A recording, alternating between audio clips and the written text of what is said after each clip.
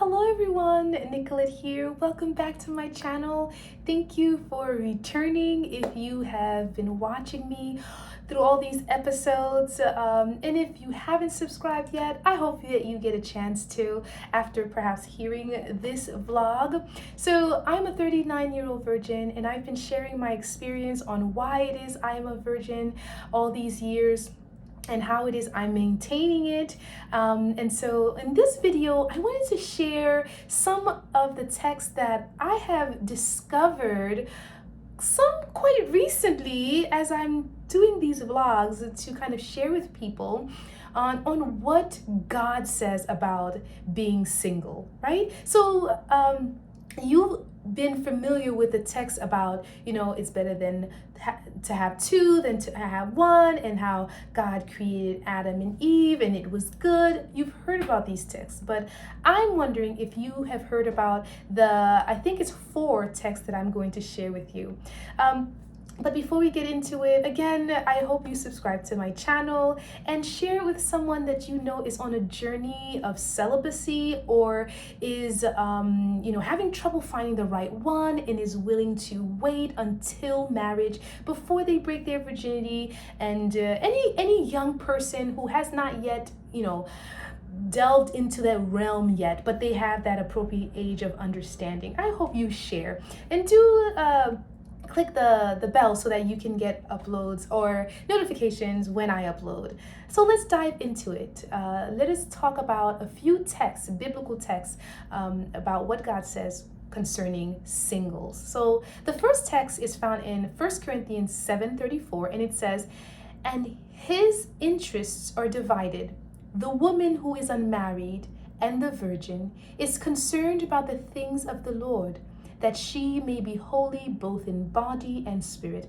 But one who is married is concerned about the things of the world, how she may please her husband." So here's an example of why God is okay with women and men, but here example of women who are single, because he knows when you are single and you don't have someone in your life yet, you're going to focus mostly on him, on pleasing him, on doing his work. But once you have a husband, he knows that you're supposed to be submitting to your husband, and that is your first priority. Your children are your priority, right? So he's okay with you being single because during the time of singleness, you are catering to his needs and making sure you do his work.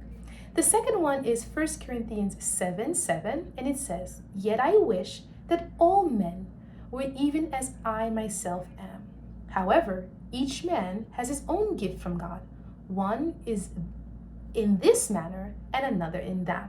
So this one is for the gentlemen, the men who are yet single. The person who's speaking here is Paul, and he's saying that he'd like men to be like him. He was single, right? And so he's thinking that it's better to be single because that's how he is.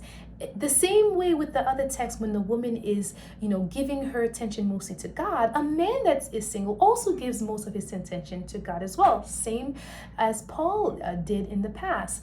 And so, however, he realizes that singledom is a gift. It's not easy for people to be single. God didn't necessarily create us that way, but we can become that way. And if we do decide to, it's a gift. And he says everyone has different gifts. Some people do have the gift to be single, but not everyone. And that's why with Catholicism, we have nuns and we have priests. Some people are nuns and are great nuns without any thought of sexuality. And some people are priests and are great, and others are not. And that's how you hear scandals. On to the next text.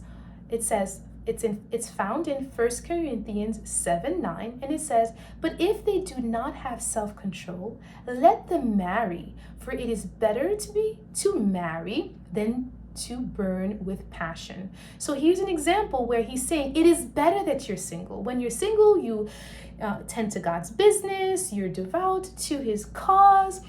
But if you don't have the gift of singlehood, if you cannot resist the temptation of marriage, it is better that you get married, found someone who your heart beats for, and if you want to have sexual intercourse, if you want children, if you want that life, it's better that you go and seek that life out rather than sin, burn with passion, right? A lot of people in example, the scandals I mentioned, priests, nuns, mostly priests, or anyone else, pastors too, not just priests, they have, sexual intercourse with other men, or they rape little children. That's horrible.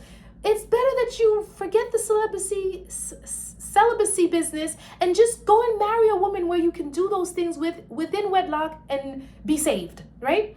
So the last one is 1 Corinthians 7:29, and it says, "But this I say, brethren, the time has been shortened, so that from now on those who have wives should be as though they have none."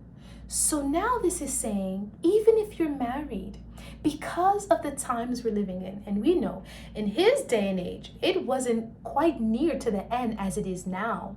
So because of the times, those who are married, if they're doing the work of God, if that's the calling that they have on their lives, they need to act like they don't have a wife, because their devotion, their purpose in life is to serve God. Now, we have to be very careful with this text, because if you have a wife and she is, sick at home and, lonely or sinning because you're out here doing God's business, that I don't think that's a good thing as well. But there should be an understanding between the two of you that your attention will be diverted. Your purpose is, as a pastor, as an elder, as a deacon, to put God before family.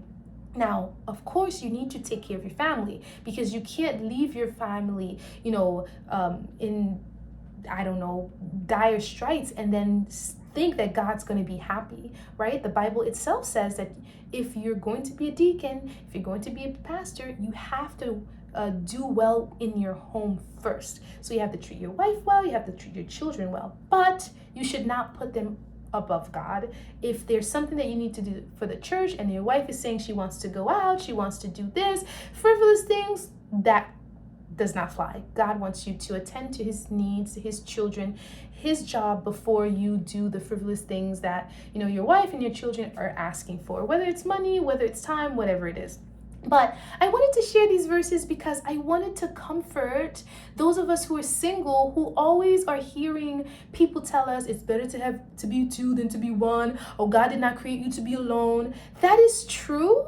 But also remember that Eve was the cause of the downfall of Adam, right? If Adam had remained by himself in his lonely state, the world would probably be saved, okay? It's because he married her and she became his priority. She took a space in his heart that God deserved, that he was willing to sacrifice eternity for her. Now, that is love for sure.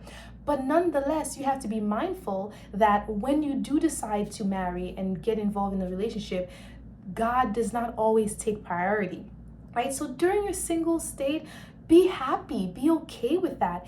Be more devout in your work with God, in your connection with him, do his work and his bidding, whether it's choir, whether it's, children's ministry, whether it's, prison ministry, whatever ministry it is that you love, do that and go deep in it, right? Make sure you do it well and don't worry yet about finding someone. But when that person does come, by all means, if you can't remain single, marry so that you can stay within God's plan and will for you, because you don't want to fornicate or do anything out of wedlock, right?